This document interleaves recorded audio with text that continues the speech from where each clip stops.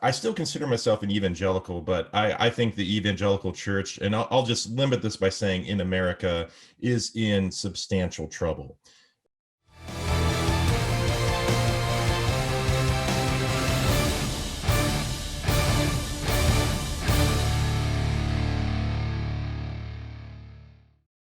All right, Paul Swearengin here on the Nonpartisan Evangelical Podcast. Glad you're with us today, where again we discuss religion and politics and the things we ought not to talk about in pleasant, mixed company. And also just work from this idea that God is not mad at you. He's not mad at the world. He's actually in a pretty decent mood, but he would like some things to change, maybe in the evangelical church. And so I have a great guest with me today to chew on some of those ideas. And they have a podcast they're doing now called Veterans of the Culture Wars. And I can't wait to find out the premise of that podcast. But I have Zach Malm and Dave Lester with us. And why don't you guys tell where you are in the world right now and say hi. Hi, Paul. Thank you so much for having us on. This is Dave Lester. I'm in the greater Seattle area. As am I. This is Zach here, the greater Seattle area. Not greater than anything else. We're nonpartisan about cities, which is why when we heard about your podcast, it just seemed like a perfect fit for us. Yeah, people struggle with the nonpartisan name because they think that means I'm going to get mad at the left and the right, and I'm saying no. It actually means I'm just not a part of the partisan evangelical church, and so I tend to be a little harsher on the conservative side. But you're deconstructing the religious right, or exercising that as the only thing that evangelical should be, or something. Yeah, and I assume if we deconstruct that, there will be a day then when I go after the other side, because we'll swing back as humans do the other way. But tell me about Veterans of Culture Wars. I guess explain what culture wars are. Some people aren't churchy people who listen to this podcast, so you may have to explain to them a little bit. And what makes you veterans of those? Who wants to start? I'll go ahead and go for it. The podcast, I'll just start way back to my idea of launching a podcast. And I mean, because it is kind of cliche for two white guys to start a podcast in the pandemic. I think that's happening a lot out there. But I've had an idea for a podcast for a while, because I think, and more just like a hobby, because I enjoy the art of kind of what this is. And I started talking to Zach about it, about what we could possibly do. And we came up, the title was Zach's idea, Veterans of Culture Wars, as we both have been in the evangelical movement for a long time and have come to this Trump era and definitely have thoughts about our entire time in the evangelical movement. But the podcast, I mean, Veterans of Culture Wars is the name, but it really is an evangelical explainer podcast. And I came at this with the lens of, when someone clicks on a website and a news article and they see the name evangelical, evangelicals supported Trump, evangelicals are doing this, evangelicals feel this way. Zach and I wanted to get to like what's behind the evangelical label. What are the beliefs, history, culture, and also personal stories of people involved in evangelicalism? And Dave's someone who converted as a teen, whereas I grew up in an evangelical household. I went to the same evangelical college that my parents went to, and they ran a like worship leader supply store for like 30 years. They started Wow. in the 70s. That it was a sheet music and choir robes and the Christmas musicals for the kids. I listened to dozens and dozens of kids' church musicals for fun in my spare time as a young child. And I attended with my dad once the annual Christian Booksellers Association conference, and met publishing heads and things like that. I went to Christian school. Dave went to public school.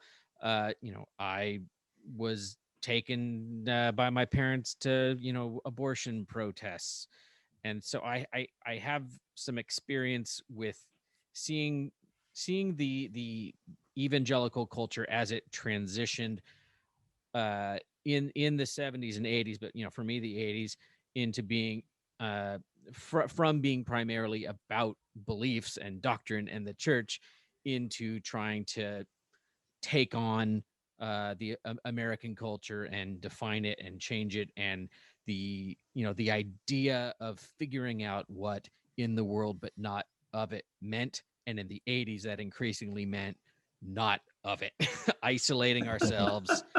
you know we saw, post the civil rights era, the explosion of Christian schools as essentially being ways to keep segregation going. But in the 80s, lots Wow, of there's a big homeschooling. statement right there. Yeah. I mean, that's what drove a lot of that.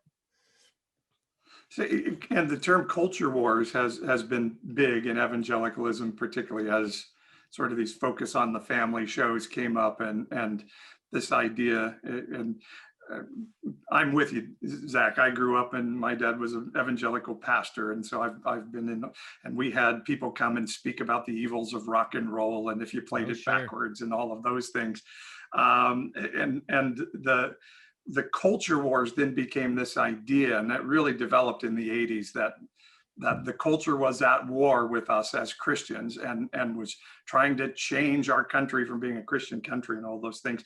How has your journey out of that mindset been, Zach? And I'm assuming that it has, because before we came on the air, you asked if it was okay to swear and to say some curse words.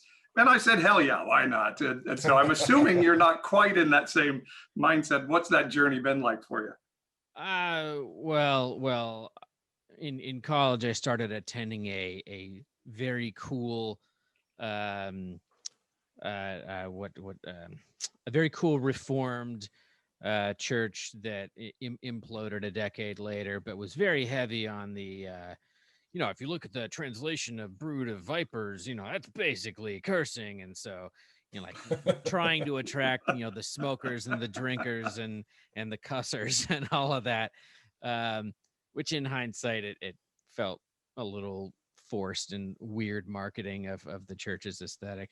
But yeah, I mean, I never personally connected with the political side of that. I've never been a political conservative, and they say a lot of that comes down to just how you're wired and what are the things that drive you. Or people that lean conservative politically tend to, at their core, be more driven by perceived dangers and fears, and people on the left tend to be more driven by perceived need outward and empathy towards others. And I guess, as somebody that has always kind of felt big feelings about things outside of my control, I kind of naturally drifted to that direction. But yeah, as with many people, I experienced the fallout of a mega church due to an out of control, misogynistic, blowhard pastor with too much control. I directly was involved with the implosion of that church via running a website that was publishing people's stories that had left. The basic idea was, we're people that felt that God brought us to this church and brought us out of it. And because there was such a cultish mentality within the church, where they were telling people it wasn't safe to go to other churches, this was a good and trusted method for people still there to find a story that they could resonate with, from people that they knew, that had been involved in building that community there. And ultimately, this was like a New York Times front page story when this church went down. And I'm assuming I know the church you're talking about. Mars Hill. Yeah. Wow. So you were in the middle of all that. Wow. Yeah, I was. I'd left a couple of years before that happened, but I was there for 9 years and knew a lot of the people that had been there a long time and were in leadership positions and things like that. So that definitely led to a lot of disillusionment, and I see Mark Driscoll as a con man, and definitely that led to ideas that after Trump was elected, the two experiences of the evangelical embrace of Trump and the Seattle embrace of Mark Driscoll uh, kind of blended together, and it's pretty difficult to not look at a lot of uh, celebrity evangelical culture, at least, and not just see that as a lot of con men doing a really effective job. Oof. Yeah. Mhm. It's interesting, and I'm a little bit older than you guys, and I've felt like there's been something wrong in this evangelical mix for quite a while, and so I kind of always say Trump's not the problem; he's just sort of the latest manifestation of the problem that's been coming for quite a while. Dave, let's go to you. What is your assessment of where evangelicalism is in the context of American culture now? How do you see evangelicalism now in America? Oh man. Well, and I should preface this by saying that I still consider myself an evangelical, which is something Zach and I joke about on the podcast. We're in different places, which I think makes the podcast really interesting to kind of So have Zach, different you're lanes. not an evangelical now. I don't really know where I land these days. I'm at that place where I stopped going to church like a year before the pandemic or so. I had been playing worship music and all this, and just things happened. My dad died, been through some trauma, needed to take a break. Um, and and I'm at a place where right now I'm okay with sitting in that vague space of some of those things Yeah. are just so in my core and written on my soul because I became a Christian when I was 3 years old, and it just shaped everything about how I saw the world, that it's really tough to say, well, I don't really believe any of that, but I'm definitely like, Yeah. I don't I think really I'm in the care same if place. I mean, I do a Genesis doesn't podcast. have to be literal, whatever. Yeah. Like I do a podcast where I call myself the nonpartisan evangelical, but I am struggling with, do I even match that term anymore? But there's a part of me it's like I'm not giving it up just because somebody else is screwing it up. So Dave, I interrupted you in the midst of your assessment there of it.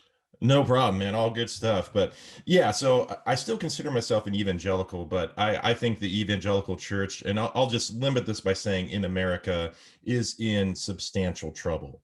And I'm not sure, I don't think it's on the brink of collapse tomorrow, because as we look across the landscape, there's tons of mega churches. There's lots of money running through mega churches. There still is a Christian subculture with contemporary Christian music and other stuff that still is generating a lot of money to probably keep people around. But I think spiritually, we it's I mean, I think in my view it is dying. And I think a lot of what we have been talking about, the celebrity culture, con men coming in who can make a lot of money, are perverting and taking advantage of some good-natured people who sit in the pews. And I think the embrace of Trump, I agree with you, Paul. I think, as everybody says, it's a symptom to underlying rot that has existed for a long time. And the idea of getting behind a strong man that can be our champion and go get those people out there that are causing us problems, I think that is all a part of the rot. And I am realistic in my assessment of God can do anything, and I hope God will reform and renew and lead people to repentance and really, really drastic and needed change. Realistically, I don't know if that's going to happen. Idealistically, I hope that people like you, some of my other friends who I know are still hanging on to the evangelical label, or maybe not, just calling themselves Christians and trying to forge other ways, will kind of foster a new sense of Christian community. That's my ideal hope, and maybe doing this podcast, Veterans of Culture Wars, is a part of that I want to see this massive reformation and people really just get back to Jesus and the New Testament community of churches taking care of each other, looking out for the marginalized that seemed to be so much a part of early Christianity. I mean, growing up, it was hammered into me that absolute truth is a thing. Things are black, things are white. There's not a whole lot that's gray when it comes to statements of fact. And the gospel is a message about absolute truth for everyone and all of our lives and the afterlife and all that. It is about absolute truth. And the biggest, well, it's hard to pick the biggest distressing thing about Trump, but one of the main things that Trump has accomplished is making the idea of truth seem unknowable. This is exactly what Putin did in Russia. Steve Bannon, his advisor, had the phrase, he would say, we got to flood the zone with shit. That's what he said. Just push out tons and tons of stories. It doesn't matter what's true, what's false. Make it so that people are so obsessed with could this be, what's going on? Nobody can actually know what truth is. And so I worry that QAnon is the future of the evangelical church more than a return to any understanding of absolute truth. And more and more, I mean, isn't it crazy? It's absolutely crazy. And like, I was watching the Seahawks game last night, and a commercial came on of Franklin Graham just plainly laying out the gospel, and I found myself thinking about more the connections that we see between intense religious experience and mental illness than thinking about the beauty of the message that he's trying to share. Because when we have the same people trying to tell us that behind the scenes, there's this massive international cabal of baby-eating pedophiles that run the world. I just love the word cabal. I can't say the word cabal enough times. that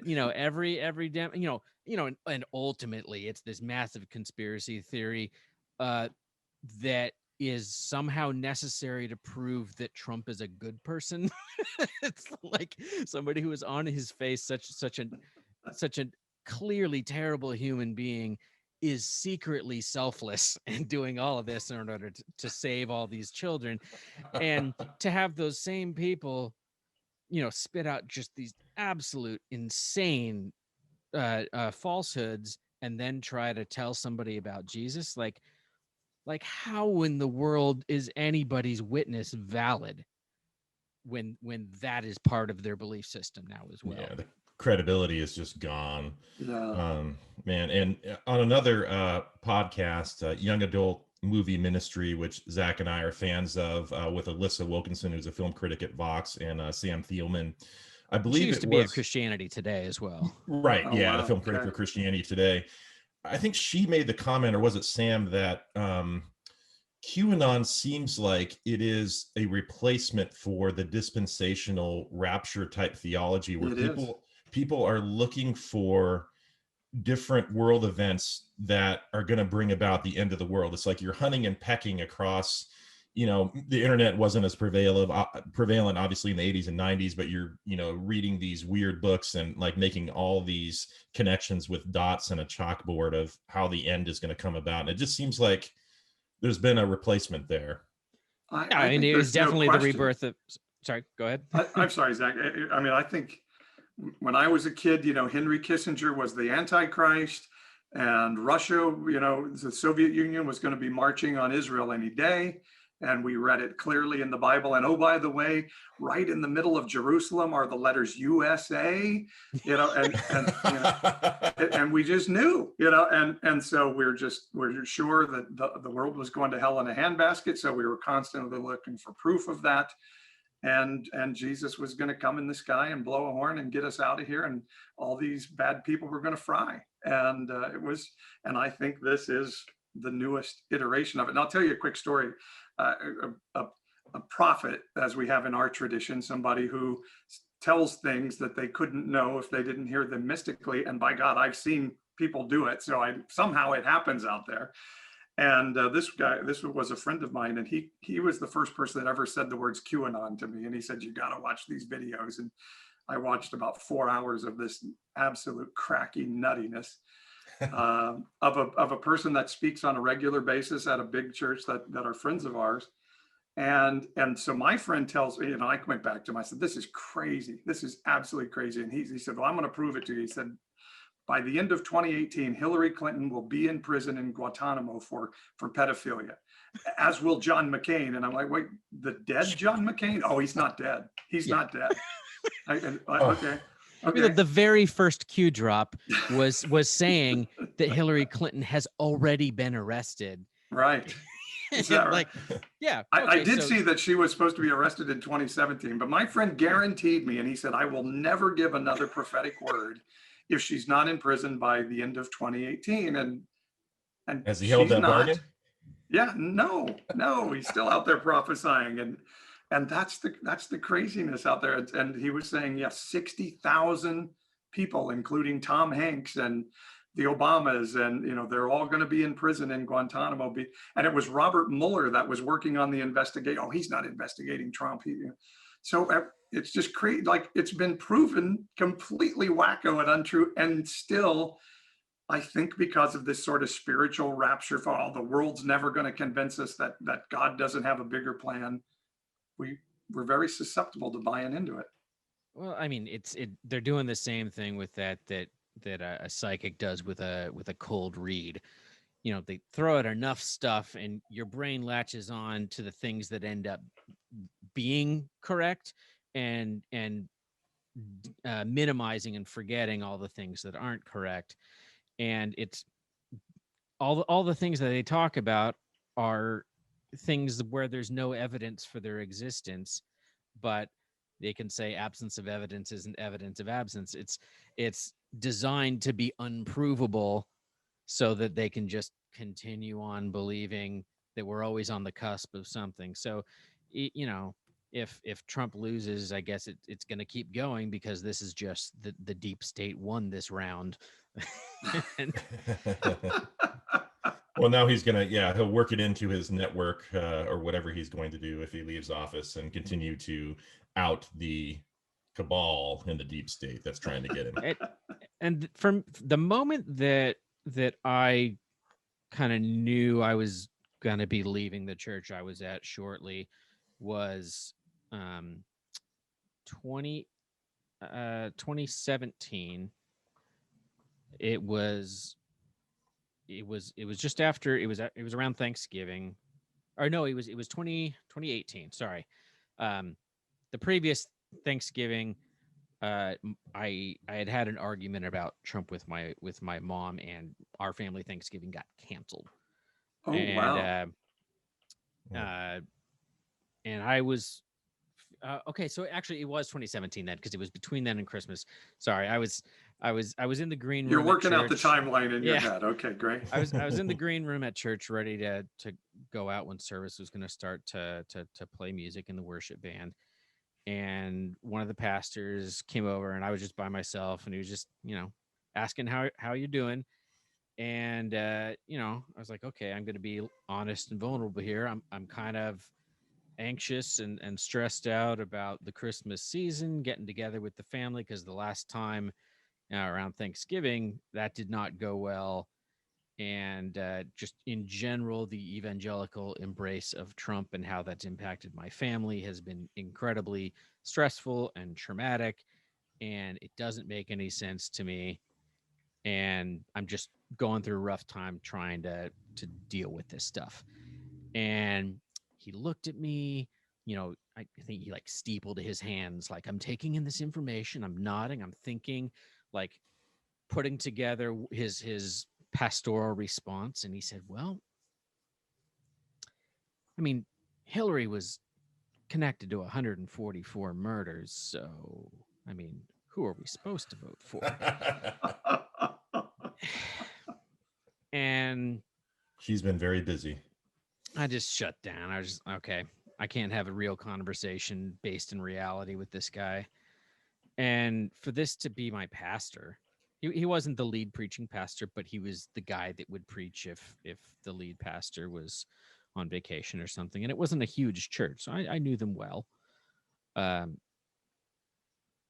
I was just like, how can I take any wisdom from this man?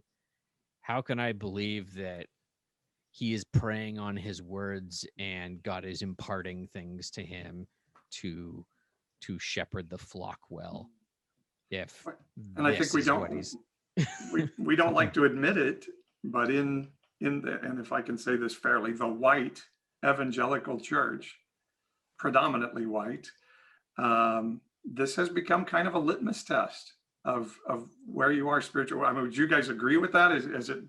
Is the voting for Trump becoming a test of our Christianity? And yeah, I I definitely see that with a part of my friends, and I would say that is there for sure. There are other people who maybe loosely identify as evangelicals that I see that are questioning things, and there is a lot of the whole. I'm an evangelical and I'm a Republican. I'm voting for Trump because I'm voting for the Republican platform, but I don't Right. necessarily like him.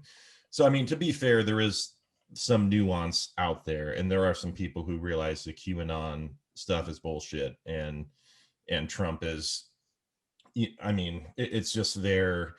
But then you go into the whole platform thing and down the rabbit hole of politics, and whether it's about power or what values should we be thinking about when we vote. And I mean, people can have all different answers on that, but that certainly makes it more complicated. um, but Paul, I want to ask you something. I was Sure. listening to an earlier nonpartisan evangelical podcast. You had mentioned that you were a huge Rush Limbaugh listener back in the day.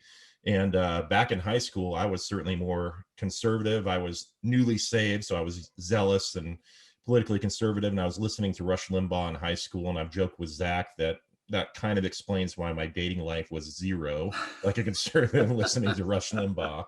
But what were some of the things that led you to kind of question or maybe deconstruct that political angle from your Christian faith? Like, what were maybe some of the highlights of the events that led you away? And forgive me, listeners out there, if you've already told this story, but I was just curious about that.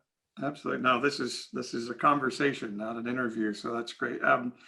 I I think I grew up a little bit like Zach. I think I always thought there was something wrong, and I couldn't really put my finger on it. But define it now of like, I always wanted to love people, and I had, there was something inside of me said, boy, I wish God would let us love people, but I know we can't because they're bad and evil and horrible out there. But I wish we could, and so I was kind of going through a spiritual revival, if I want to use that word, in my early married life, and so sort of my theological beliefs were changing a little bit from sort of this staunch, don't drink, don't chew, don't date girls that do, to more of a grace-filled belief in what Jesus did on the cross, if I could say that.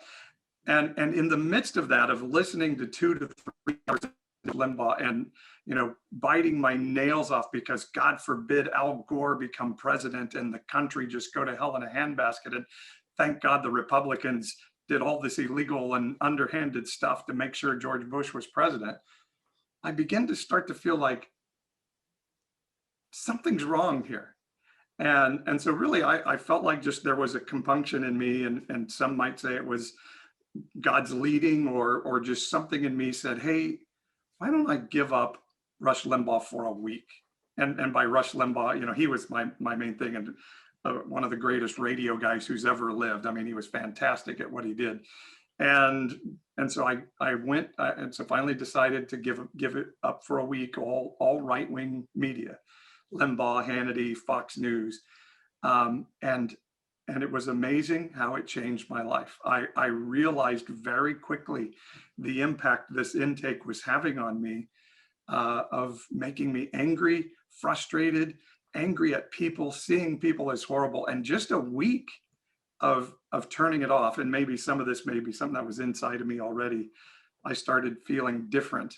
toward the world around me. And so I just know there was something in that media that was really impacting me. And so I really never went back to it. It And yeah. it is interesting that even in that time, the Al Gore, George W. Bush time, that it seems like conservatives knew that they weren't outwardly projecting a motivation of that was grace based. The fact that George W. Bush had to brand himself a compassionate conservative was Yeah. admitting that that's not normally what a conservative is. And I've thought about that a lot as we've seen the refrain in this administration: the cruelty is the point. That we have policies over and over designed to inflict maximum pain on people that are not part of the club. Isn't From that funny? child separation to even I think that conservative positions on abortion have a lot to do with wanting women to be punished for making the wrong choice. Mm. Hmm. Wow. And And maybe a belief that there are certain races out there that are a little more loose with their morals and sure, having Right. children out of wedlock, if I use my air quotes. yeah, Yeah. exactly. Rather than understanding that a society built around supporting people at the lower ends of the financial ladder and trying to help lift everybody up is going to make situations where women feel their only choice is to give up the child uh, less common. Yeah. Hmm. Well, and even in that, and my wife went into politics in 2007 and served as mayor of our city for 2 terms as a Republican. But even in the midst of all of that, looking around and saying, okay, I'm a part of a party that doesn't want people to vote. We need people not to vote. Yeah. I mean, it was always a problem for me. And boy, we're seeing it big time now, that Republicans just have to find ways to keep people from voting because the ends are so important. So all of that, became a real dichotomy for me to start to say, shouldn't some morality be important to us in the midst of this? Yeah, what's going on in Harris County, Texas, especially, is just, and there's all kinds of places over the country, but it seems like Harris County has been a lot in the news. It's a heavily Democratic county, but it seems like people are coming out anyway, and the lines are long. And at, at, at one point, you're so inspired that people are willing to wait. I think I've seen 11 and 12 hours to vote, but this is the United States of America, and people are literally having to wait that long to vote. It is just, it's horrifying that we're at this level. I completely agree with you. I mean, I'm talking to people about the Electoral College, and I'm saying, hey, this kind of means I'm in California. My vote for president is worth a fraction of what the vote of a person from Wyoming is. And is that fair? And people are like, well, so the Republicanism has gone to this place of, we're not a democracy. We don't want the mass mobs choosing the president. And I'm like, are you hearing what you're saying right now? I mean, do you Yeah. really think Christ would be here saying, yes, you want to make sure to keep the mass and the mobs in check? I don't really see that in the Bible. And so I think that was a lot for me, was just, I kept reading the Bible, which is a dangerous thing. And I kept saying, boy, it doesn't quite line up with all this other stuff. I see some I've come more to that with socialistic Dave a lot, because Dave was always more of a theology nerd than me. So I won my fair share of sword drills in elementary school.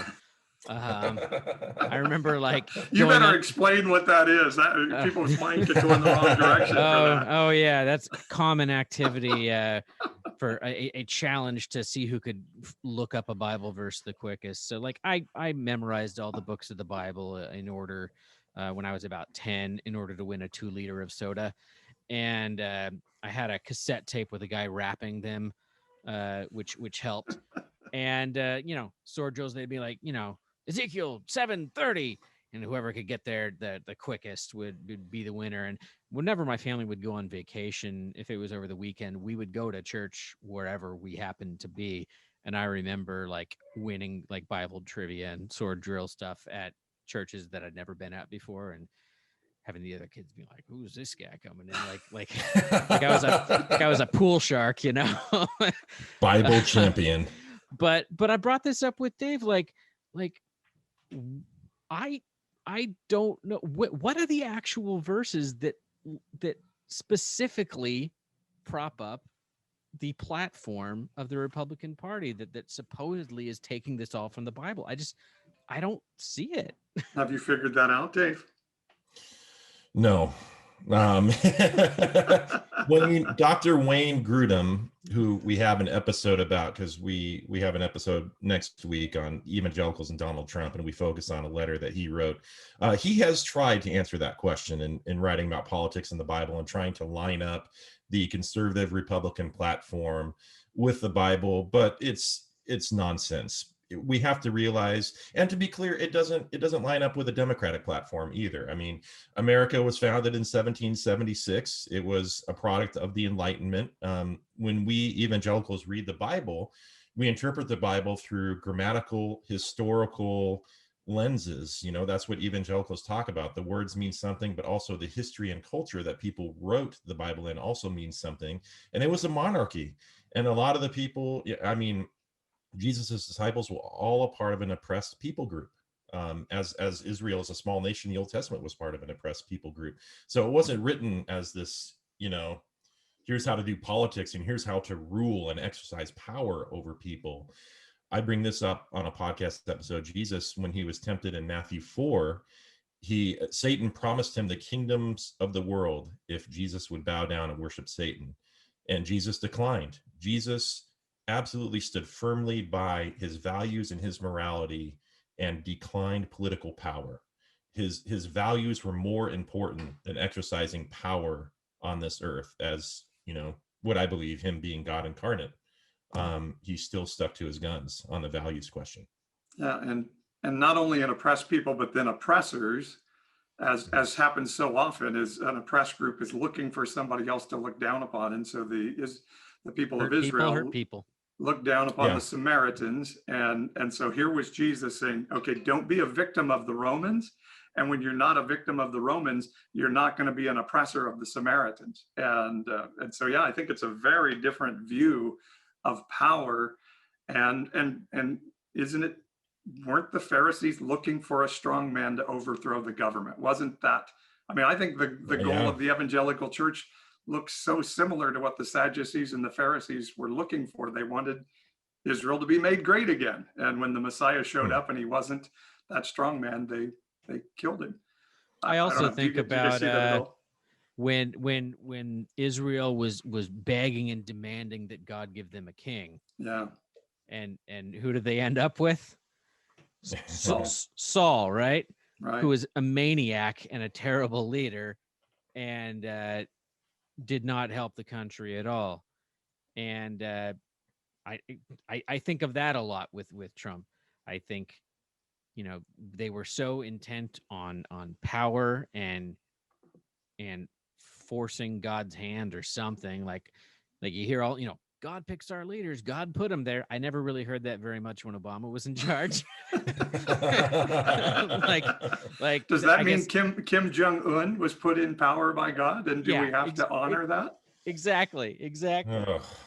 Yeah. Well, if God did pick him, he either did a terrible job or he gave you another Saul because you were begging and you needed to be taught a lesson. I don't know. And I always see this pragmatism of, well, you know, he's a sinner, but David was a sinner, and all of those things. I think the problem, and I think one of you said it earlier, we've lost all credibility of our voice in the culture because of this. We look like hypocrites because of how Franklin Graham talked about Bill Clinton versus how we dismiss everything for Trump. And I think what makes God mad at a people group is when we no longer care. If our command is to go and spread the word of the gospel, are we not subverting one of the very primary commands that Jesus gave us when we're losing a voice of credibility in pursuit of political victories. To me, that's the sin of the church right now. It's not loving Donald Trump. It's not wanting to have a ban on abortion. It's letting those things drive us to say, well, even if we chase away a whole bunch of people from the church and lose our credibility in the culture, that's okay because the political wins are worth it. Yeah, And I would say losing our voice is a big, big loss. We'll have the power, the political power to control. Who does that ultimately attract to the church? Yeah. Growing up, I remember being told over and over that witnessing could be as simple as living your life outwardly, loving others as God loved you first, and people noticing there's something different about you and wanting to know what that is, and that gives you an opening to talk about Jesus. When we look at Christians now, and we look at the most prominent ones and the most prominent examples of evangelical Christianity in America, do we see that, or do we see a craven lust for power and going back on stated principles due to convenience, and that attracts people that are attracted to power? I mean, I think there's a reason why we keep hearing about young Republican college groups in Washington State. There's a neo-Nazi in charge of a college Republican group out in Spokane or whatever. Like, those are the kind of young people that get attracted to this stuff. And it seems like we're really driving, we've given people this sort of all in or all out mentality. And I think you're right, Dave. It's unfair to over characterize that, but sort of the spirit over this thing is, hey, be us or be out. And I see a lot of particularly younger millennials are saying, okay, well then I'm out, and we're driving them off, right? Right. And Generation Z, because if I was being a pure pragmatist, and if Republicans would listen to me, there's a point where you have to say, having Donald Trump as a figurehead of your party, what is this communicating? Like, there are studies that do show that people form political opinions while they're relatively young, in their 20s. So those kids today, Generation Z, or even the generation after that, they literally have in their head that this is what a Republican looks like when they look at Donald Trump. And that's, even though I'm not a Republican, I'm not a political conservative anymore, it's terrible for the country. It is absolutely terrible for the country. The Democrats need a healthy party to compete with them. Right. But what's going on right now is just such an overwhelming disaster and so tragic that here we triggering are. The libs is the highest ideal. Yeah. Trolling Right. is a major component of the Republican Party now. I've heard people make that comment about the Republican Party, especially out there in California, Paul, that where Republicans have little chance of winning statewide elections or around, San Francisco or Los Angeles area, the conservatives just pretty much turn into a trolling factory out there. It's not so. It's not so. I mean, we just as I'm considering if I'm still evangelical, I'm considering I'm still registered Republican, and I just don't think I can be anymore. And my friends from around the country, my Christian friends who think California is just the den of all evil, they think that's why the Democrats are such a dominant party here. But the truth is, it's because in the late 90s, the Republicans were in a tight gubernatorial election. And so they put a proposition on the ballot to take away services, healthcare services and such from illegal immigrants. And they said, putting this proposition is going to compel white voters to come out and vote, and we can win this election for Pete Wilson. And Pete Wilson won the election, and the proposition passed. The Supreme Court overturned it, and an entire Hispanic population of California said, we will never vote Republican again. And wow. So the Republican Party in California has had to become completely the white anger party, and now the QAnon conspiracy party. And so it's completely nuts. And you said it so well, Dave. We need at least two really competent, thoughtful parties that bring what they have to the table, or the system just doesn't work.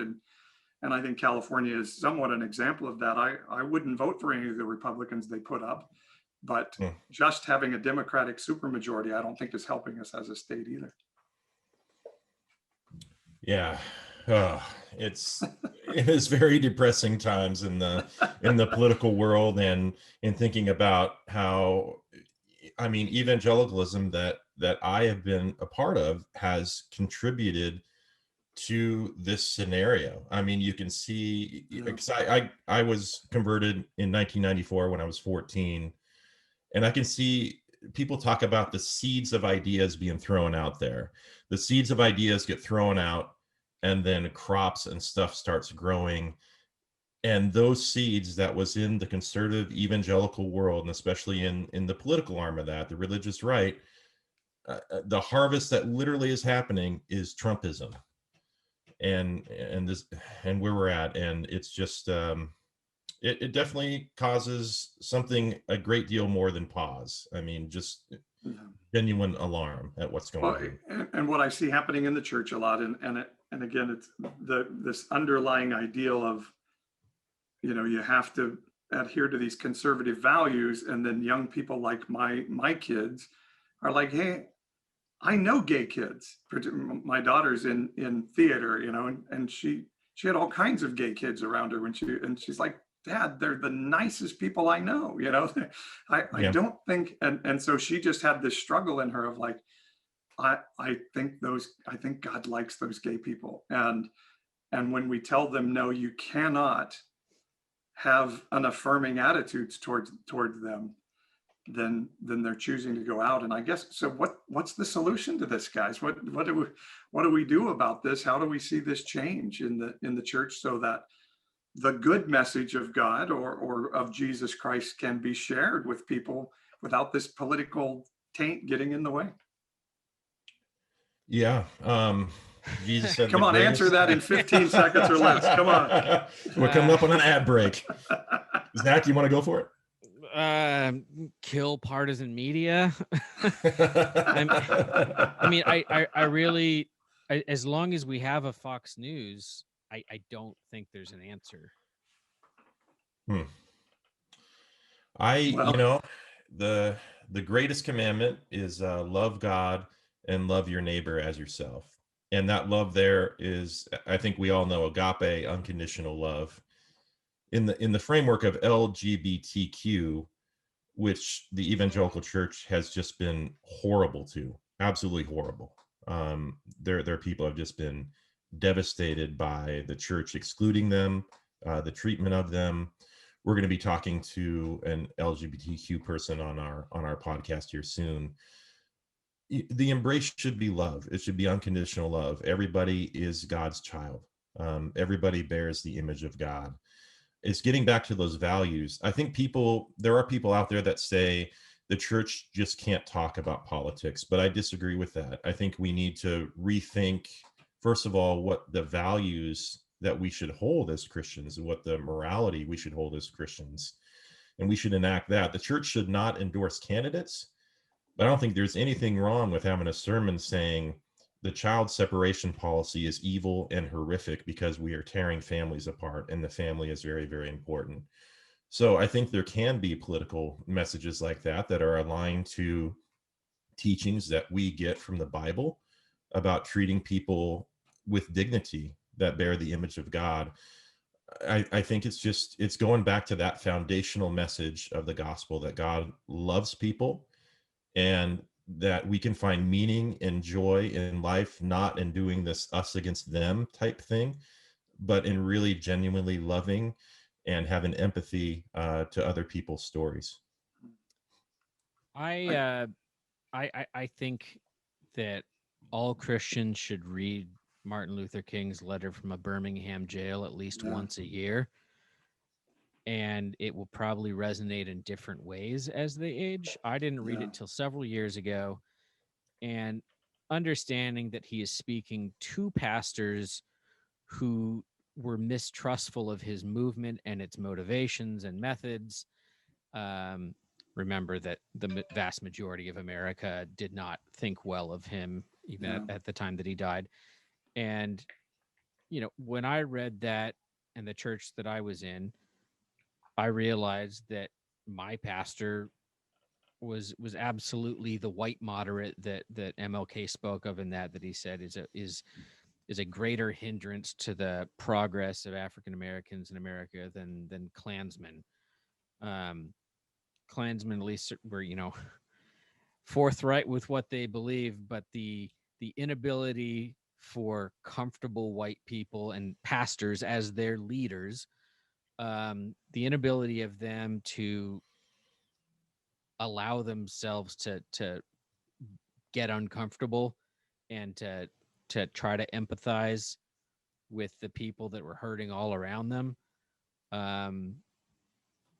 That's a massive problem in this country. And I was not a big Joe Biden supporter in the primaries, but as the pandemic has worn on and his campaign has pushed the message of him being the candidate who possesses real deep empathy, that's been incredibly powerful to me. And I did not expect that to be possible with Joe Biden. I've never disliked the guy, but he just seems like sort of a bland, boring sort of guy. But the personal pain that he's experienced, it's evident that he cares deeply for other people and their experiences. Yeah. And wouldn't that be a nice change from where we yeah. are today? So I love you saying that about Letter from Birmingham Jail, because I actually, it's a big part of why I do what I do. I read that. My wife gave me a copy. I was on the beach in Pismo, California on New Year's Day, 2017, and read that about the white moderates and challenged myself. If I had been alive in 1961, 62, 63, 68, where would I have been? Would I have been quiet? Would I have been like, oh, we're getting better. We're getting better. It'll come. Or would I have been outspoken and really feel like part of the division and the ugliness that we're seeing in this season is God compelling, or is a human compelling to choose a side, that we can't sit on the fence anymore. We're either going to have to speak out and say, this is not okay, or we're going to have to say, well, policy is so important, I have to go with my tribe. And so I think you're right on. I think that letter from Birmingham Jail was a life changer for me. Yeah, me too. I think, and Dave, you talked about this earlier, I'm sort of in a place now of like, I think generational change is the only thing that can fix where we are now. And that sadly means some people are going to have to pass away in due time, not early, not tragically, just a natural. To die. Yeah, I'm not wishing death on anybody, but I'm thinking this generation is not going to change. And when I read the book of Jeremiah in the Bible, when I read Jesus looking at the temple and saying, not one stone of that's going to stand on top of the other, I hear times in history where God has said, okay, I'm kind of going to have to wipe that thing out for something better to come. And so I do feel like we're in a season where people that sort of have the stance that I hear you guys talking about, we need to start asking, what does church mean? What does faith community mean in the next season? And let's not be pulled toward this old 4 Sundays in a building thing that drives us towards some things that I don't think are very healthy, but what does community? So I don't know, do you guys have any vision of what a good church community can look like as we go forward and in the future here? I would go back to Acts chapter 2, a group of people who are taking care of one another. I think it's clear they were reaching out to marginalized people.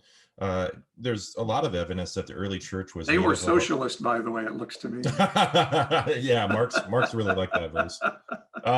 But there's lots of evidence, I think, that a lot of scholars believe that women made up a good chunk of the early church, and women had no rights in that culture.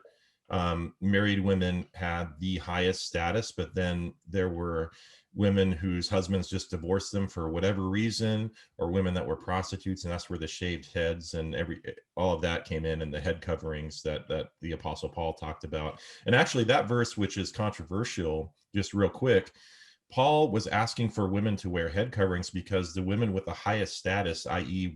women who were married or were widows, would wear head coverings in church.